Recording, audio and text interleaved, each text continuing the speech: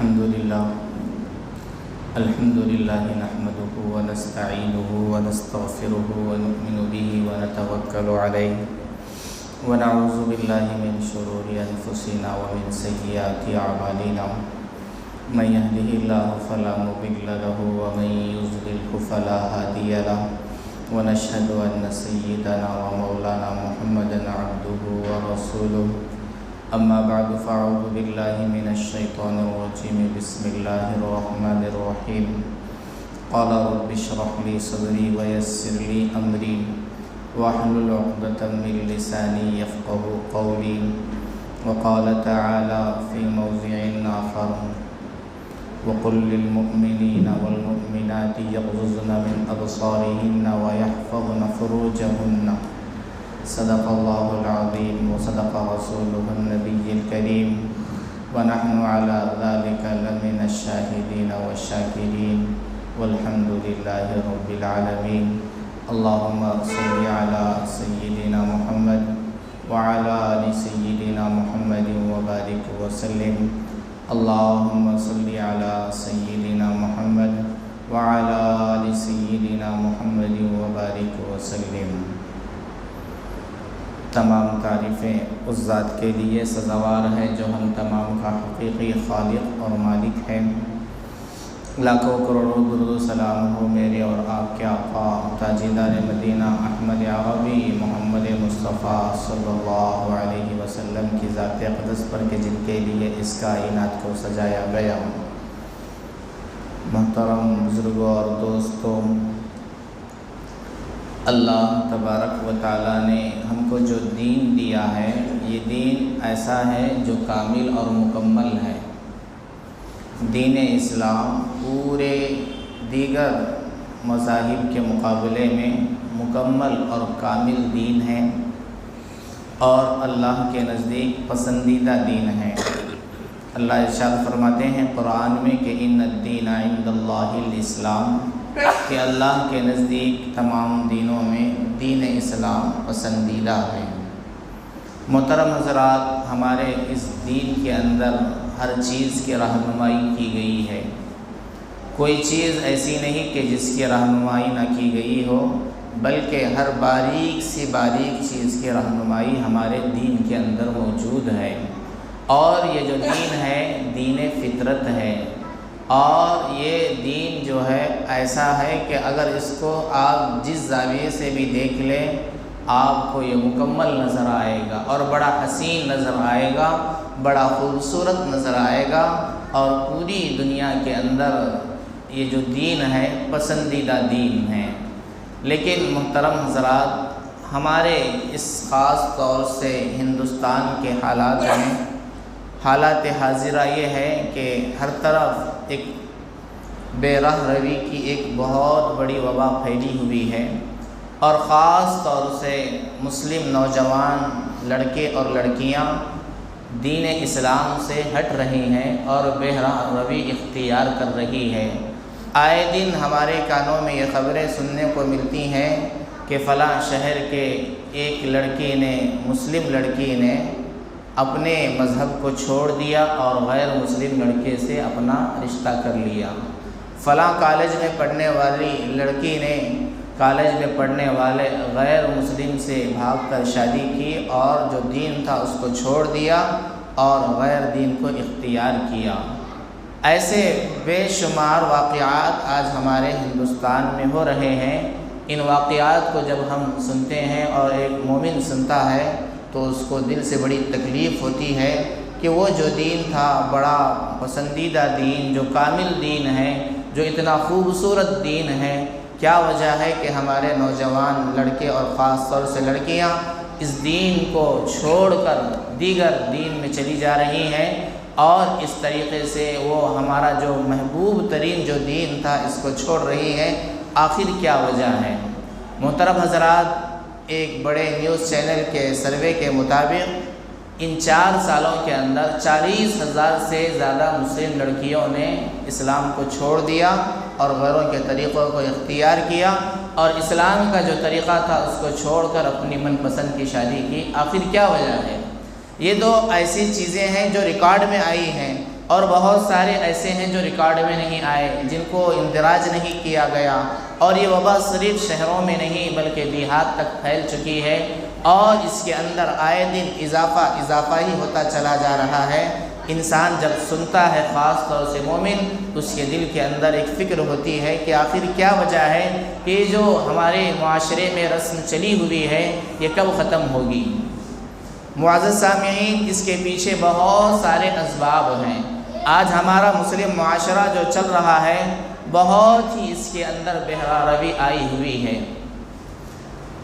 چند سال پہلے یا سمجھ لیجئے 20-25 سال پہلے یہ واقعات ہم کو سننے کو نہیں ملتے تھے، لیکن یہ واقعات بڑی تیزی سے ہم کو سننے کو لیے مل رہے ہیں۔ 2017 میں RSS کی ایک ٹیم نے یہ اعلان کیا تھا کہ ہم 6 مہینے میں 2100 مسلم لڑکیوں کو ہندو گھرانے کی بہو بنا دیں گے۔ انہوں نے کہا تھا 6 مہینے میں، لیکن جب ہم اس 4 سال 3.5 سال کی جب ہم رپورٹ کو پڑھتے ہیں تو ہمارے آنکھوں سے آنسو نکلتے ہیں کہ 2100 نہیں بلکہ تقریباً 40,000 مسلم لڑکیوں نے اپنے دین کو چھوڑ دیا اور غیر مسلم لڑکیوں سے انہوں نے شادی کی اور اپنے گھروں کو خیر آباد کہہ دیا، اسلام کو خیر آباد کر دیا۔ آخر یہ کیا وجہ ہے کہ یہ جو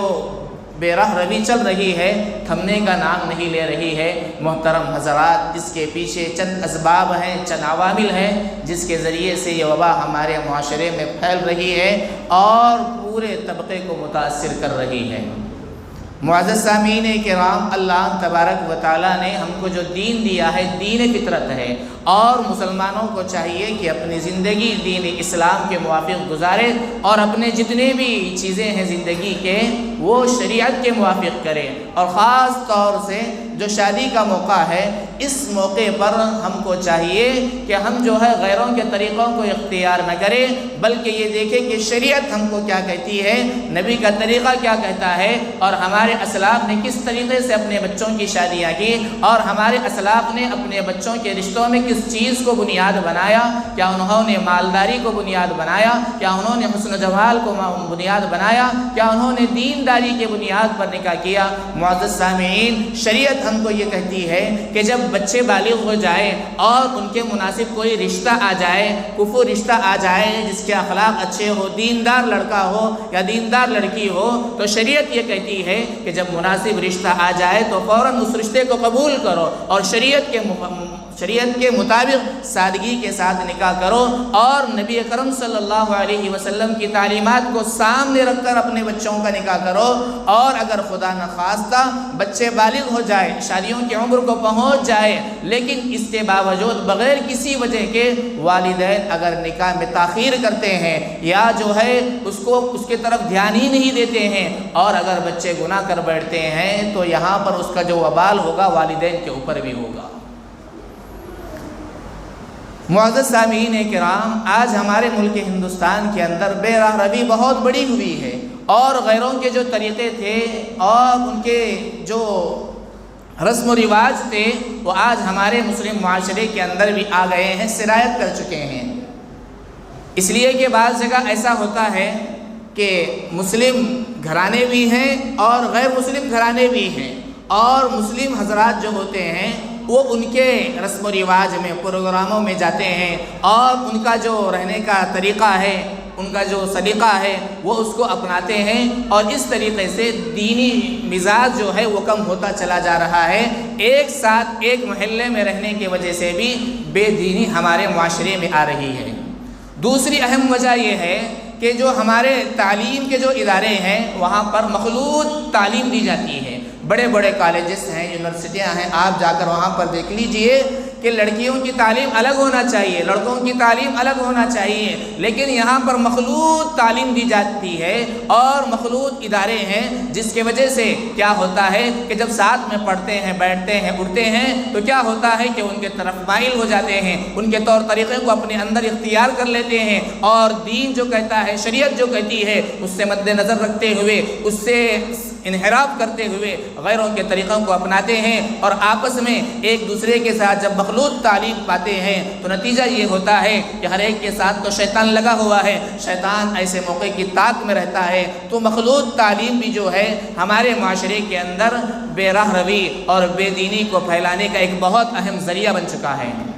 اور تیسرا ایک اہم یہ بھی ہے کہ بہت سارے احباب جو ہوتے ہیں غربت کی زندگی اختیار کیے ہوئے ہوتے ہیں، ان کے ذہنوں میں یہ ہوتا ہے کہ میری لڑکی جو ہے اب تعلیم یافتہ ہو چکی ہے، اس کو چاہیے کہ چند سال ملازمت اختیار کرے اور اس کے بعد اس کا نکاح کیا جائے۔ اس طریقے سے جو ملازمت کی جاتی ہے اس ملازمت میں بھی مخلوط ہوتے ہیں کہ وہاں پر مرد بھی ہوتے ہیں، وہاں پر عورتیں بھی ہوتی ہیں، اور اس طریقے سے جو ہماری مسلم معاشرے کی لڑکیاں ہیں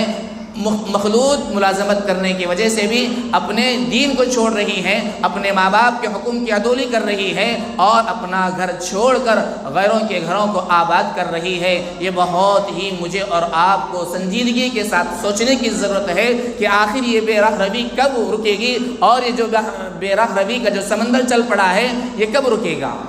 معزز سامعین، آپ حالات کو پڑھ لیجئے، حالات حاضرہ دیکھ لیجئے کہ ہر طرف لوگ پریشان ہیں، ہر طرف اس کی صدائیں آ رہی ہے کہ کیا ہو گیا ہے اس مسلم معاشرے کو جس کے اندر حیا و پاک دامنی بہت زیادہ تھی اور جس کے اندر اخلاق بہت ہی عمدہ تھے، جس کا کردار بہت ہی اچھا تھا، لیکن آخر کیا وجہ ہے کہ آج ہم اخلاقی طور پر اتنے نیچے گرتے جا رہے ہیں؟ اس کی اہم وجہ یہ ہے کہ آج ہمارے گھروں کے اندر دینداری نہیں ہے، دینی تعلیمات نہیں ہے، گھروں کا جو ماحول ہے وہ دینی ماحول نہیں ہے۔ شروع ہی سے بچوں کو جو تعلیم دی جائے، اخلاق کی تعلیم دی جائے، حیا کی تعلیم دی جائے، اللہ کے احکامات سنائے جائے، رسول کی سنت کو پڑھ کر سنایا جائے، اور یہ بتایا جائے کہ کامیابی جو اللہ تبارک و تعالیٰ نے رکھی ہے وہ فقط اللہ اور اس کے رسول کے طریقوں پر رکھی ہے، اللہ کے حکم پر ہے، نبی کے طریقے میں ہے، اور جو اللہ تبارک و تعالیٰ نے خاص طور سے لڑکیوں کے لیے کہا کہ دیکھو تمہارا جو زیور ہے، حقیقی زیور جو ہے حیا ہے، پاک دامنی ہے، اور تم کو جو زندگی گزارنا ہے تمہارے لیے آئیڈیل جو ہے حضرت فاطمہ ہے، حضرت عائشہ ہے، حضرت خدیجہ ہیں، اور وہ صحابیات ہیں جنہوں نے، اور جب جنازہ تیار ہو جائے تو اس میں بھی تاخیر کرنا نہیں ہے، اور جب بچے بالغ ہو جائیں ان کے لیے اچھا رشتہ آ جائے تو اب یہاں پر بلا کسی وجہ کے تاخیر کرنے کی کوئی گنجائش نہیں ہے۔ آج کل ہمارا معاشرے کے اندر یہ وبا پھیلی ہوئی ہے کہ ہم جو ہے تعلیم کے نام پر، نوکری کے نام پر، ملازمت کے نام پر، اور اپنے گھروں کی تعمیر کے نام پر کہ میرا گھر بن جائے، بچہ جو ہے اپنے پاؤں پر کھڑا ہو جائے، اور لڑکی جو ہے اور اعلیٰ سے اعلیٰ تعلیم یافتہ ہو جائے، اور کچھ بینک بیلنس ہو جائے، اور ہمارے گھروں کی تعمیر ہو جائے، اور میں حیثیت کے حساب سے بڑا بن جاؤں، اس کے بعد اپنے بچوں کی شادیاں کریں گے۔ یعنی ہم شریعت سے منہ پھیر رہے ہیں، شریعت سے انحراف کر رہے ہیں، جس کا نتیجہ یہ ہے کہ آج ہمارا پورا معاشرہ یہ بے راہ روی سے پریشان حال ہے۔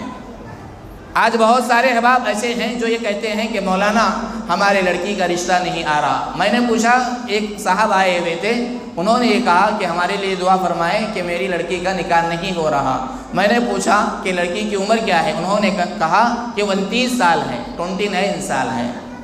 میں نے کہا کہ آپ نے اتنی تاخیر کیوں کی؟ انہوں نے کہا کہ تعلیم دلانا تھا، اس کو گریجویٹ بنانا تھا، اور اس کو اچھی تعلیم یہ کرا کر میرا مقصد یہ تھا کہ وہ اپنے پاؤں پر کھڑے ہو جائے۔ میں نے کہا کہ تم نے اپنی چیزوں کو بنیاد رکھا، لیکن تم نے شریعت کو مد نظر نہیں رکھا، تم نے نبی کی جو حدیث تھی اس پر عمل نہیں کیا۔ تم کو تو چاہیے تھا کہ جیسے ہی بالغ ہو جائے، 2-3 سال کے بعد جب اس کی تربیت ہو جائے، اچھا جب رشتہ آ جائے، تو شریعت یہ کہتی ہے کہ اس میں تاخیر نہ کی جائے، لیکن تم نے تاخیر کی محض اس بنیاد پر کہ اس کی تعلیم اچھی ہو اور اس کو اچھی نوکری مل جائے، اس کے بعد اب رشتہ تلاش کر رہے ہیں۔ تو اب جب لڑکے والے ہوتے ہیں وہ بھی کیا کرتے ہیں؟ وہ یہ دیکھتے ہیں کہ لڑکی کی عمر اتنی ہے تو وہ ذرا پیچھے ہٹتے ہیں، بہت سوچتے ہیں۔ معزز سامعین، شریعت یہ کہتی ہے کہ صرف تعلیم کو بنیاد بنا کر تاخیر نہ کرو، نکاح کرو، اس کے بعد بھی تعلیم جاری رہ سکتی ہے، اس لیے کہ نکاح کی وجہ سے اللہ تبارک و تعالیٰ ان کے زندگیوں میں برکت عطا فرمائیں گے، نکاح کے ذریعے سے ان کے گھر کے اندر چین و سکون کو اتاریں گے۔ اس لیے لیے کہ انسان کی ایک فطرت ہے کہ ہر انسان کو تھوڑے جذبات ہوتے ہیں، ان جذبات کو پورا کرنے کا جو طریقہ ہے شریعت نے یہ بتایا ہے وہ حلال طریقہ نکاح کے ذریعے سے ہے۔ اگر آپ اس کا تقاضے کو پورا نہیں کرو گے تو چونکہ جذبات ہوتے ہیں، جب جذبات آگے بڑھتے ہیں تو وہ نہ جائز دیکھتے ہیں، نہ ناجائز دیکھتے ہیں، نہ حلال دیکھتے ہیں، نہ حرام دیکھتے ہیں، اور اس کے بعد اس طریقے سے معاشرے کے اندر برائی عام ہوتی چلی جا رہی ہے۔ اس لیے میں حضرات سے گزارش کرتا ہوں کہ ہمارے بچوں کی جو نکاح کے جو مواقع ہیں ان کے اندر شریعت کو مد نظر رکھے اور خاص طور سے دینداری کو مد نظر رکھے۔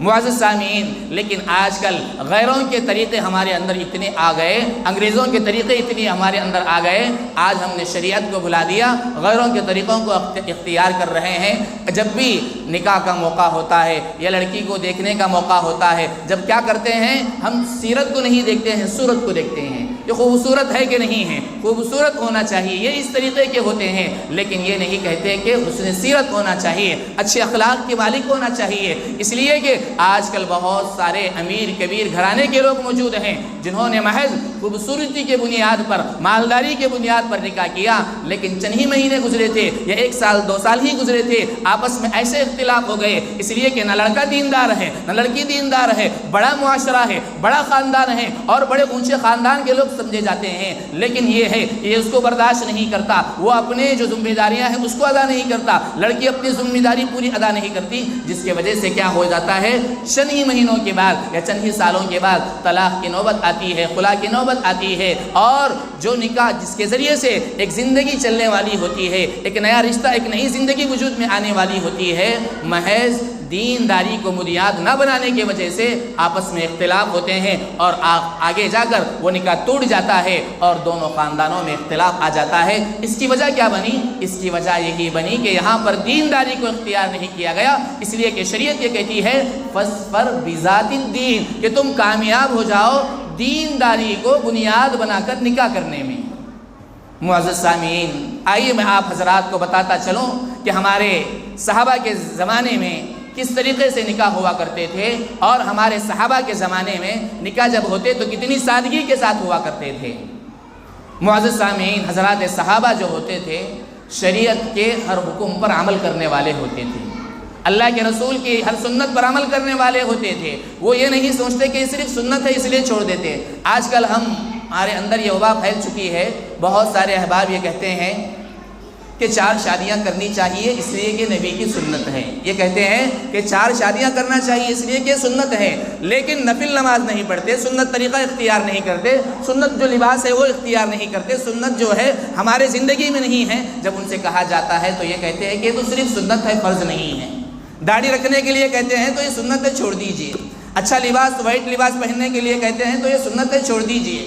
فرض نماز سے پہلے سنتیں ہیں اور دیگر جو چیزیں ہیں اس کو اختیار کرنے کے لیے کہتے ہیں کہ یہ سنت ہے، یہ سمجھ کر چھوڑ دیتے ہیں، اور جو 4 نکاح ہے اس کو سنت سمجھ کر اپناتے ہیں۔ بتائیے کہاں کی عقل مندی ہے؟ بعض چیزوں کو لے لیتے ہیں، بعض چیزوں کو چھوڑ دیتے ہیں، یہ ایک مومن کی شان نہیں ہے۔ مومن جو ہوتا ہے وہ اللہ کے نبی علیہ السلام کے ہر طریقے کو اپنانے والا ہوتا ہے، اور محمد عربی صلی اللہ علیہ وسلم کا وہ پرچار ہوتا ہے، وہ جہاں بھی جاتا ہے زمانہ یہ کہے کہ یہ محمد کا دیوانہ ہے، یہ محمد کے ہر عمل کو پورا کرنے والا ہے۔ آج کل ایک وبا یہ بھی پھیلی ہے کہ بہت سارے نوجوان ایسے ہیں جب کہیں جاتے ہیں تو وہ اپنے آپ کو چھپاتے ہیں، جب ان سے یہ کہا جاتا ہے کہ تمہارا نام کیا ہے تو اپنا نام بتانے سے بھی شرماتے ہیں کہ کہیں مجھے مسلمان لوگ سمجھ کر میری جو بے عزتی نہ کر دے، وہ یہ نہ سمجھے کہ مسلمان ہیں۔ بہت سارے جگہ پر جاتے ہیں تو اپنا نام چھپاتے ہیں، اور مسلمانوں کی جو شناخت ہے، جو ٹوپی ہے، جو وائٹ لباس ہے اور جو داڑھی ہے اس کو بھی نہیں رکھتے، وہ اس وجہ سے کہ لوگ کیا کہیں گے، لوگ کیا کہیں گے،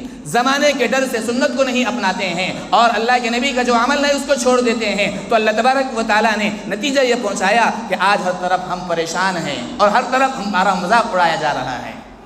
ہم کو چاہیے کہ نبی کی سنتوں پر عمل کریں، نبی کی ہر سنت پر عمل کرنے کی کوشش کریں، اور خاص طور سے ہمارے معاشرے کے اندر یہ جو بے دینی اور بے روی پھیلی ہوئی ہے، خاص طور سے مسلم لڑکیوں میں اور مسلم نوجوان لڑکوں میں، اس کے لیے ضرورت اس بات کی ہے کہ والدین کی ذمہ داری بنتی ہے کہ شروع ہی سے تربیت کی جائے، شروع ہی سے گھر کے ماحول کو درست کیا جائے، اور گھر کے ماحول کے اندر صحابیات کے واقعات کو پڑھ کر سنایا جائے، صحابہ کے واقعات کو پڑھ کر سنایا سنایا جائے اور نبی اکرم صلی اللہ علیہ وسلم کے جو طریقے ہیں، آپ کے جو احکامات ہیں، ان کو پڑھ کر سنایا جائے۔ لیکن ہمارے گھروں کے اندر نہ نبی کی تعلیم ہوتی ہے، نہ قرآن کی تعلیم ہوتی ہے۔ ہاں اگر تعلیم ہوتی ہے تو کس کی تعلیم ہوتی ہے؟ اگر تذکرہ ہوتا ہے تو کس کا تذکرہ ہوتا ہے؟ غیروں کا تذکرہ ہوتا ہے، امریکہ کا تذکرہ ہوتا ہے، انگریزوں کا تذکرہ ہوتا ہے اور ان کے اسٹیٹس کا تذکرہ ہوتا ہے۔ اگر تعلیم نہیں ہوتی تو قرآن کی نہیں ہوتی ہے۔ روزانہ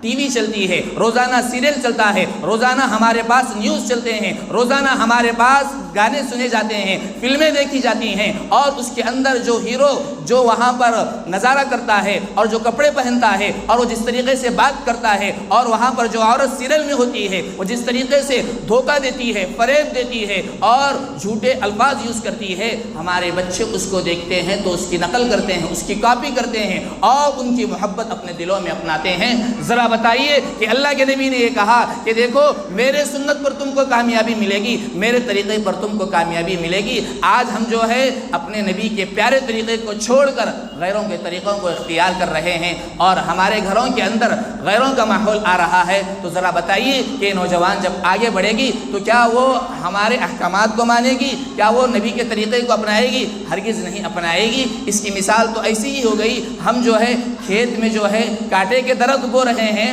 اور امید یہ لگائے بیٹھے ہیں کہ اس سے سیب اگے گا، اس سے اچھے اچھے آم آئیں گے۔ یہ ہو ہی نہیں سکتا ہے، یہ عقل کے خلاف بات ہے۔ معزز سامعین، حضرت عبد الرحمن بن عوف رضی اللہ تعالی عنہ ایک بہت امیر کبیر صحابی گزرے ہیں، حضرت عبد الرحمن بن عوف، اور یہ جو صحابی ہیں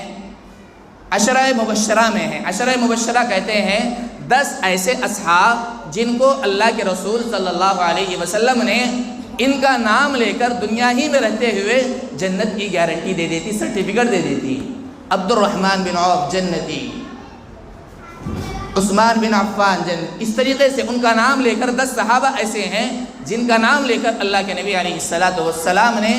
دنیا میں رہتے ہوئے ہی جنت کی سرٹیفکیٹ دے دی تھی۔ تو حضرت عبد الرحمن بن عوف رضی اللہ تعالی عنہ ایک مرتبہ مجلس میں آئے اللہ کے نبی علیہ السلام کی۔ رسول اللہ صلی اللہ علیہ وسلم نے حضرت عبد الرحمن بن عوف کے کپڑوں پر ایک رنگ کا نشان دیکھا، اور وہ رنگ ایسا تھا جو اس زمانے میں عموماً شادیوں میں استعمال ہوا کرتا تھا۔ اللہ کے نبی علیہ السلام نے پوچھا کہ عبد الرحمن تم نے نکاح کر لیا؟ حضرت عبد الرحمن بن عوف نے کہا ہاں اللہ کے رسول میں نے نکاح کر لیا۔ دیکھیے اللہ کے رسول موجود ہیں، مدینے کے اندر موجود ہیں،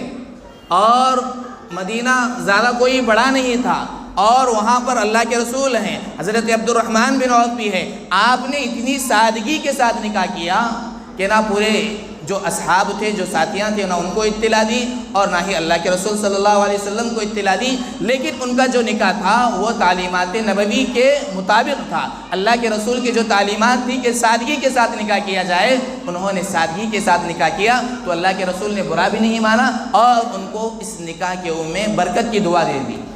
یہ حضرت عبد الرحمن بن عوف کا عمل ہم کو یہ بتا رہا ہے کہ ہم کو بھی چاہیے کہ ہم اپنے بچوں کی شادیوں میں اور خاص طور نوجوانوں کے لیے یہ نشان عبرت ہے کہ ہم بھی اپنا نکاح جو کرے وہ کس کے موافق کرے؟ رسول اللہ صلی اللہ علیہ وسلم کے سنت کے موافق کرے۔ اور خاص طور سے جو ذمہ دار حضرات ہیں ان کی یہ ذمہ داری بنتی ہے کہ ہمارا معاشرہ اس بے دینی کی طرف چلا جا رہا ہے جہاں پر بہت سارے اسباب ہیں، لیکن ایک سبب یہ ہے کہ آج کے زمانے میں شادی کو بہت ہی زیادہ مہنگا کیا گیا ہے، بہت ہی زیادہ مہنگا کیا گیا ہے۔ غریب کے گھر میں جب بیٹی کی شادی کا تذکرہ آتا ہے تو ماں باپ کی نیند جو ہے اڑ جاتی ہے، چین ختم ہو جاتا ہے، سکون ختم ہو جاتا ہے، اس لیے کہ آج کے ہمارے معاشرے نے نکاح جو بہت ہی سستا تھا، جو بہت ہی آسان تھا، جو بہت ہی سادگی کے ساتھ کیا جاتا تھا، آج ہمارے معاشرے نے اسے اتنا مہنگا کیا، اتنا مہنگا کیا کہ آج جو ہے زنا سستا ہو گیا ہے، نکاح مہنگا ہو گیا ہے۔ اللہ کے نبی علیہ السلام اور صحابہ کے زمانے میں نکاح بہت ہی زیادہ سستا تھا، زنا بہت ہی زیادہ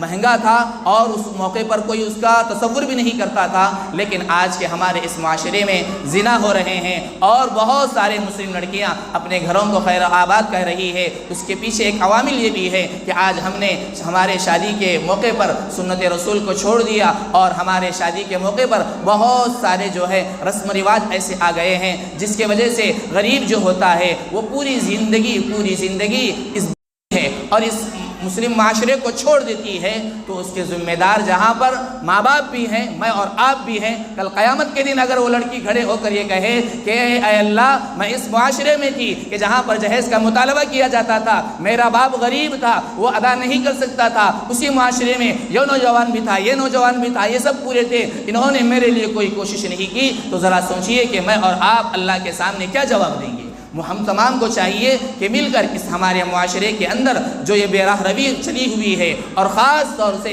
शादियों के मौके पर जो बहुत ही ज़्यादा जहेज़ के लिए बहुत ही ज़्यादा मुतालबात किए जाते हैं, इसको ख़त्म करना चाहिए। और ख़ास तौर से लड़कों को, नौजवान लड़कों को आगे आना चाहिए और उनको ये कहना चाहिए अपने वालिदैन से कि हमारा जो निकाह हो वो सुन्नत रसूल के मुवाफ़िक़ हो, सादगी के साथ हो। हम अपने निकाह में ना जहेज़ लेंगे ना बेजा रसूमात करेंगे। अगर इस तरीके से नौजवान तबका आगे आएगा, इंशाअल्लाह अल्लाह की ज़ात से उम्मीद है कि अल्लाह तबारक व तआला हमारे इस छोटे से इक़दाम के वजह से, इस छोटे से इरादे के वजह से बहुत सारा इनक़िलाब हमारे मुआशरे में ला सकता है। मुअज़्ज़ज़ सामीन, एक मौके पर मुझे जाना हुआ एक डॉक्टर के यहाँ घर पर, तो मैंने जब उनसे कॉल किया कि मैं आपके पास जा रहा हूँ, एक काम था मेरा, तो जब उन्होंने ये कहा कि देखो मौलाना आज हमारे घर पर एक छोटा सा फंक्शन है, आप मुझे कल मिलिए। मैंने पूछा क्या फंक्शन है? उन्होंने कहा कि रस्म है, मंगनी है। मैंने पूछा कि कब तक आप फारिग हो जाएंगे? उन्होंने कहा 10 बजे तक। एक काम कीजिए कि आप 10:30 बजे फ़ोन लगाइए, उसके बाद आ जाना। मैंने जब 10:30 बजे फ़ोन लगाया तो उन्होंने कहा मौलाना वो लोग जो आने वाले थे उन्होंने मुझे 9 बजे का टाइम दिया था, अब 10:30 बज चुके हैं लेकिन अभी नहीं आए, कल आए। कल मैंने जब उनको फ़ोन किया अगली सुबह तो उन्होंने कहा मौलाना वो लोग जो आए 11:30 बजे आए और 2 बजे के टाइम चले गए। मैंने कहा कि क्या हुआ? उन्होंने कहा था कि सिर्फ 7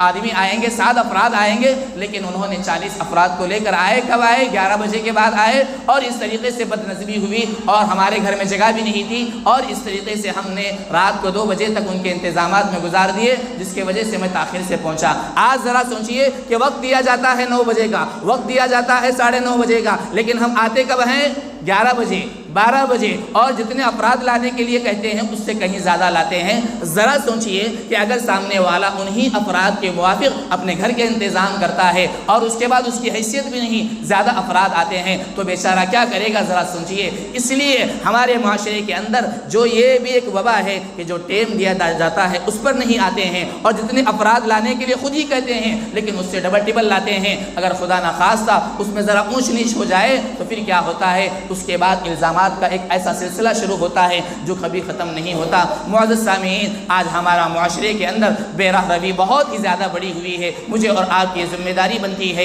कि हमारे घरों के माहौल को दीनी माहौल बनाएं। वालिदैन की ज़िम्मेदारी है कि अपने बच्चों की फ़िक्र करें और ख़ास तौर से अपने नौजवान बच्चों को और छोटे बच्चों को भी इस मोबाइल से दूर रखें। इसलिए कि पहले ज़माने में एक लड़का और लड़की अगर बात करना और मुलाकात करना होता तो उसके लिए बहुत सारे टेंशन होते, लेकिन जब से ये शैतान मोबाइल आ चुका है ये इनके लिए बड़ा आसान हो चुका है। जब से मोबाइल आ गया है इसका इतना गलत इस्तेमाल हो रहा है कि आज हमारे इस मुस्लिम माशरे को बर्बाद करने में मैं ये समझता हूँ कि शैतान के बाद अगर सबसे बड़ा कोई अहम ज़रिया है तो वो मोबाइल है, जिसके ज़रिए से आज बहुत सारे घर उजाड़ हो रहे हैं, वीरान हो रहे हैं, घरों का चैन सुकून ख़त्म हो रहा है। मोबाइल एक ज़रूरत की चीज़ है, उस ज़रूरत की चीज़ को ज़रूरत वक्त ही इस्तेमाल करें। अगर हम उसके अंदर खुद भी मुलविस हो जाए, अपने बच्चों को भी बहुत ही ज़्यादा देंगे तो एक वक्त ऐसा आएगा कि बच्चा जो है अलग को पसंद करेगा, अपने घर वालों को वक्त नहीं देगा और अपने घर वालों से बात करने के लिए वो क्या होगा?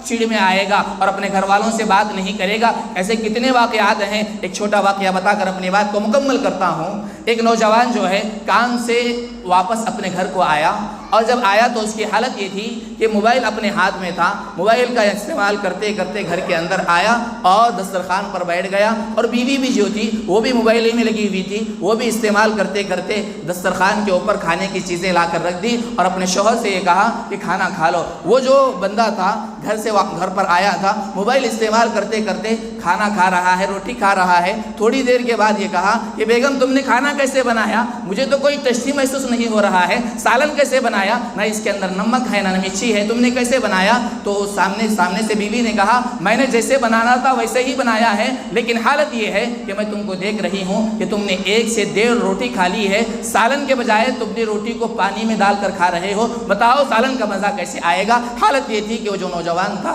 وہ نہ دسترخوان کو دیکھ رہا تھا، نہ روٹی کو دیکھ رہا تھا، نہ سالن کو دیکھ رہا تھا، تو موبائل کو دیکھ رہا تھا، اور بیوی بھی جو تھی وہ بھی موبائل پر تھی۔ اس طریقے سے ہمارا معاشرہ